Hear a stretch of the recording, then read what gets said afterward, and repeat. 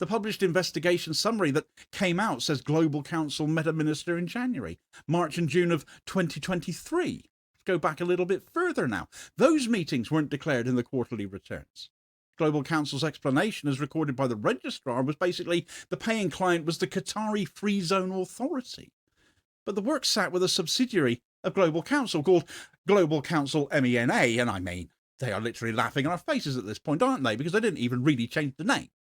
And because that subsidiary couldn't register here, and therefore had to make declarations here, because it wasn't UK VAT registered.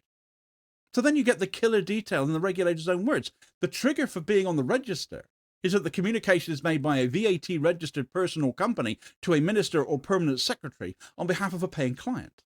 So, as it turns out, if you structure it right, you can still do all the access work while keeping the entry completely off the register. And that's not a glitch, that's a loophole that's been created. It's playing the system. It's the system doing exactly what it currently allows.